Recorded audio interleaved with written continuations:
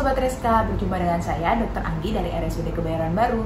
Kali ini kita akan membahas tentang hipertensi atau yang Sobat Reska kenal dengan tekanan darah tinggi.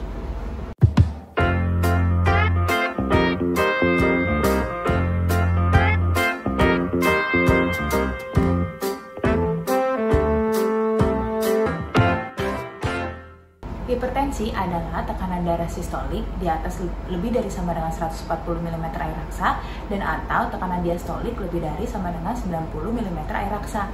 Apa sih itu tekanan darah sistolik dan tekanan darah diastolik? Tekanan darah sistolik adalah tekanan darah saat jantung memompa atau berkontraksi. Sedangkan tekanan darah diastolik adalah tekanan darah saat jantung berelaksasi atau sedang mengisi ruang-ruang jantung. Hipertensi termasuk dalam penyakit silent killer. Kenapa disebut silent killer?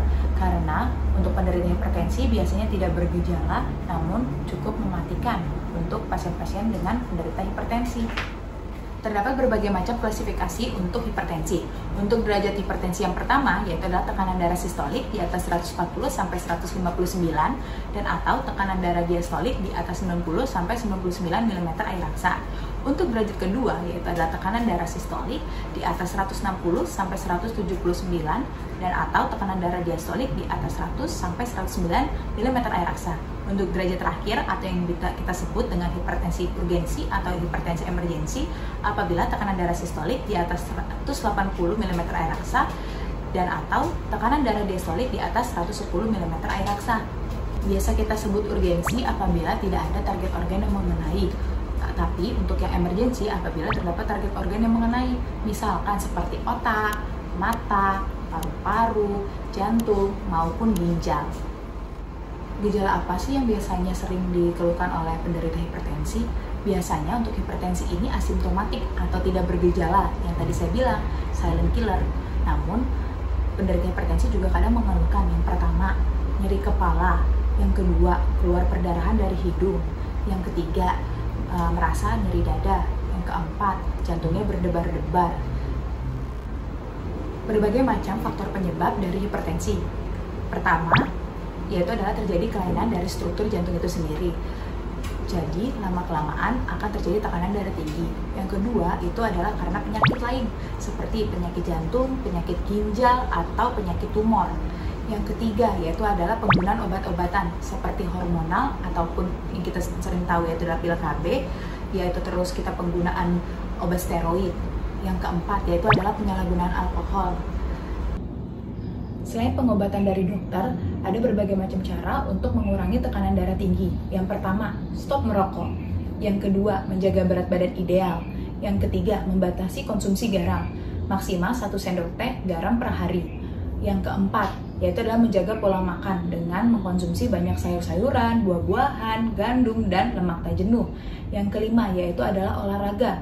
Yang olahraga yang dimaksud adalah olahraga dengan intensitas sedang, minimal 30 menit per hari, dengan durasi waktu 5-7 hari per minggu. Contohnya seperti olahraga, jogging, berenang. Pengobatan hipertensi yang paling utama adalah intervensi gaya hidup. Selain itu, untuk para penderita hipertensi dari stage 1 sampai stage 3 diharapkan untuk memulai pengobatan dari dokter spesialis penyakit dalam. Pengobatan dari dokter dimulai ketika Sobat Reska memiliki hipertensi derajat 1, 2, maupun 3. Dan target pencapaian tekanan darah yaitu 3 bulan. Oleh sebab itu, Sobat Reska diharapkan minimal sebulan sekali untuk kontrol tekanan darah dengan pergi ke dokter. Berikut pertanyaan yang sering Sobat Reska tanyakan. Yang pertama, bagaimana cara pengukuran tekanan darah yang baik? Jawabannya adalah yang pertama, Sobat Reska harus dalam keadaan tenang, tidak boleh cemas. Apabila Sobat Reska sedang cemas, diharapkan istirahat 5 menit sebelum pemeriksaan. Yang kedua, Sobat Reska tidak boleh meminum kafein ataupun berolahraga 30 menit sebelum pemeriksaan. Yang ketiga, Sobat Reska harus dalam ruangan yang nyaman.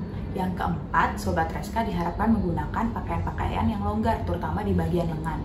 Yang kelima, Sobat Reska diharapkan untuk menghindari obat-obatan yang dapat memicu tekanan darah tinggi. Untuk pertanyaan kedua, kapan evaluasi tekanan darah? Untuk tekanan darah di bawah 120/80 diharapkan untuk evaluasi tiap 5 tahun. Untuk tekanan darah 120-129 dengan tekanan darah diastolik 80-89 diharapkan untuk evaluasi tekanan darah tiap 3 tahun. Untuk tekanan darah yang termasuk dalam prehipertensi diharapkan untuk evaluasi tiap tahun. Untuk penderita hipertensi diharapkan untuk evaluasi tiap per bulan. Pertanyaan ketiga yang sering Sobat Reska tanyakan adalah, berapa target untuk tekanan darah setelah pengobatan? Jawabannya adalah, untuk targetnya dari hipertensi sendiri yaitu tekanan darah sistolik di bawah 130. Namun, apabila penderita hipertensi memiliki penyakit jantung atau penyakit stroke atau penyakit gula, itu juga diharapkan untuk tekanan darah sistoliknya di bawah 130. Kecuali untuk penderita dengan gangguan ginjal, diharapkan untuk tekanan darah sistolik di bawah 140. Sekian pembahasan mengenai hipertensi. Ukur tekanan darahmu setiap hari. Bye-bye Sobat Reska. Sobat Reska, jangan lupa jaga kesehatan ya.